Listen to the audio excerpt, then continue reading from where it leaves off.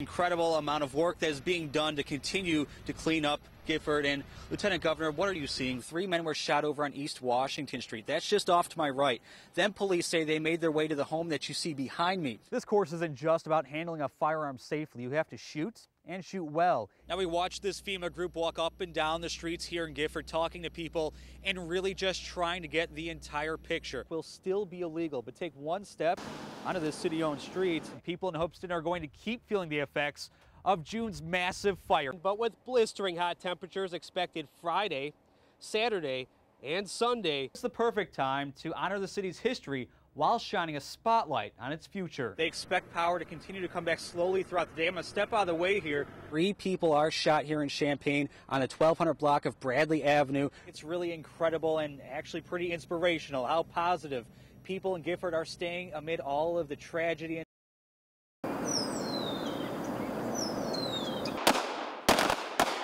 We're not teaching somebody to really take anybody out. For 16 hours in Champaign County, class is in session. I'm a retired police officer. Dean's a police officer.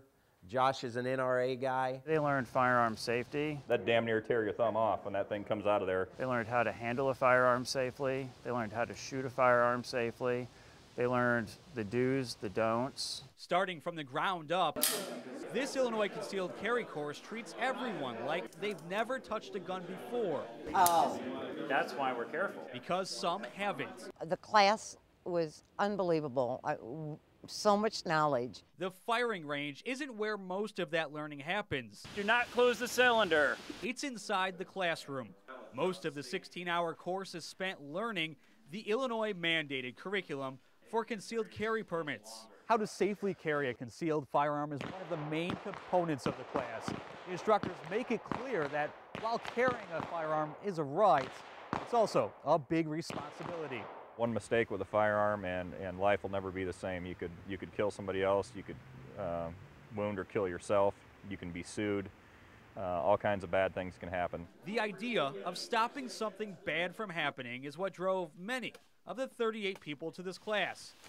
Matt Rigg is one of the people here who says being able to carry a concealed firearm will give him the chance to stop others from ever hurting someone he cares about. If I get into a situation, which hopefully I never will, I'll be able to take my family out of harm's way, hopefully never having to fire a shot. And the instructors say there are very few situations where a concealed carry holder should ever draw his gun. And even fewer times, they should fire it. We're not teaching somebody to really take anybody out. We're teaching people to defend themselves in a situation if it might arise. No, we're not suggesting people shoot 50 yards at any kind of a target. Every person in the class passed an accuracy test, shooting from 5, 7, and 10 yards.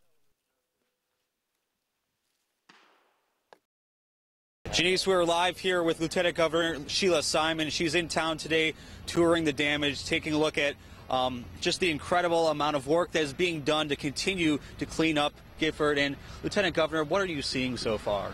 The destruction is literally amazing. Just to be in this one spot and to see the number of houses that are completely crushed, trees ripped to shreds like they were toothpicks. It's important to be able to see it so that I can continue to go around the state and encourage people, particularly to donate to the Red Cross, so that people in Gifford and everywhere else over such a large part of the state can start the recovery process. And we know firsthand how much work the Red Cross has done here for Gifford and the other damaged areas around the state. You're here today also talking to them and encouraging people to donate. Yeah, the Red Cross has been really on the spot. They're meeting with people in Gifford, one family at a time, starting today to assess their needs and to really make sure they can be of help. It's a particularly bad time to have a tornado because it's a rotten time to rebuild in the middle of a cold fall and winter. So that those donations that all of us can make to the Red Cross are going to be really needed and really make a big difference for folks. And that rebuilding process, where does the county, then the state step in to help these people out here rebuild their homes and rebuild their town? Yeah, the county, particularly with planning and preparedness, has been great and on the spot. They're working on tax issues that can help survivors. The state right away declared disaster areas. Now we're in the process of gathering information to get to the federal government on the scope of the damage so that the federal government can provide that very necessary financial relief.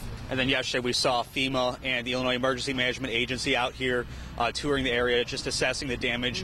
When do you expect to hear something back from them and hear what they found?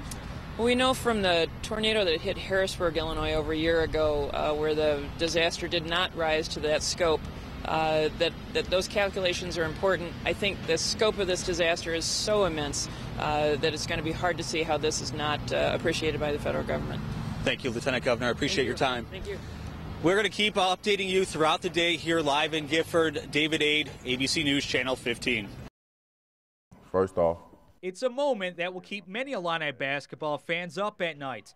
One of the nation's best high school basketball players, Curie High School's Cliff Alexander, picking up the orange and blue. I've decided to continue my education at the University of.